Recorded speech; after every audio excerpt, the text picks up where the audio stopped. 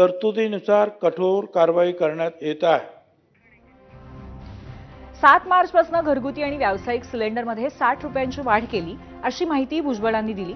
लोकांमध्ये घबराटीचं वातावरण निर्माण होऊ नये म्हणून दररोज रेडिओ, FM, दूरदर्शन आणि मुद्रित माध्यमांच्या माध्यमातून माहिती देण्याचे निर्देशही दिल्याचं त्यांनी सांगितलंय।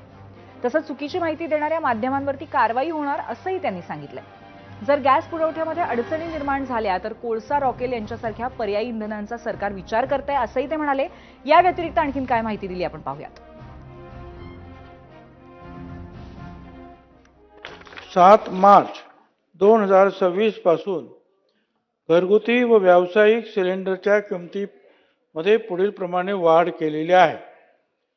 घरगुती सिलेंडर 852.50 रुपये पासून 912.50 रुपये म्हणजे 60 रुपयाची वाढ आणि व्यावसायिक सिलेंडर जे आहे हे 1720.50 रुपयावरून 114.50 रुपये वाढ केलेली आहे।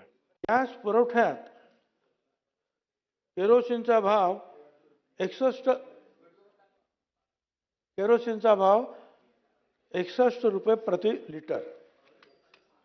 सद्यस्थितीत गॅस पुरवठ्यात अडचण निर्माण झाल्यास कोळसा, रॉकेल इत्यादी पर्यायी इंधन वापरण्याच्या शक्यता तपासण्यात येत आहे।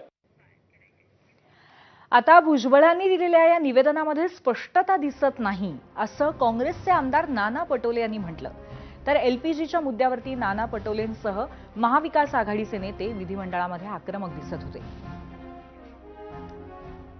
मी तुम्हाला आपल्याला माहितीसाठी सांगतो की तुमचे जेवढे हे जे डीलर लोक आहेत त्यांना आपण सांगून ठेवलेलं आहे की आता कुठलाही गॅस पुरवठा करायचा नाही तिथं, म्हणून लोकांना भीती निर्माण झाली। तुम्ही म्हणतात की माध्यमांनी चुकीची बातम्या दिल्यात तर आम्ही माध्यमावर कारवाई करू, तुम्ही असं म्हणाला। मी तुम्हाला सांगतो की तुमच्या डीलरला तुम्ही सूचना देऊन ठेवलेल्या आहात की आता काही पुरवठा करायचा नाही, तर तसं तर मला लोकांना भीती निर्माण झाली की रेग्युलर व्यवस्था असताना सुद्धा अशा पद्धतीचं डीलर त्या ठिकाणी व्यवस्था निर्माण केली, म्हणून लोकांच्या लाईनी लागल्या आणि म्हणून व्यवस्था तुम्ही निर्माण केली आणि माध्यमावर कारवाई करणार, हे बरोबर नाही। हे ओटीपी पण आजकाल नकली आली, त्याच्यामध्ये अनेक प्रकरण आता पुढे आलेत। तुम्ही आता तुमची साईट बंद करून टाकली, जे गॅस आम्हाला बुकिंग करायचं होतं ते साईट आपण बंद करून टाकली। आता ते ओटीपीच्या माध्यमातून द्यायचं, ते ओटीपी पण नकली आली, त्याच्यातही अनेक लोक घुसलेत आणि म्हणून ग्राहकाची फसवणूक। घरगुती लोक ज्या आमच्या भगिनी आहेत कारण की हा सगळा व्यवहार आमच्या घरगुती महिला बघतात आणि त्याच्यामुळे महिलांची फसवणूक आपण करू नका, त्यासाठी एक स्पष्टीकरण त्याच्यामधलं प्रॉपर यावं ही आमची आग्रहाची विनंती आहे। गेले 3 आठवडे आम्ही ही भूमिका मांडतोय। आपलं जे निवेदन आलेलं आहे त्याच्यात अजूनही स्पष्टता दिसत नाही। त्यामुळे गॅसमुळे सध्या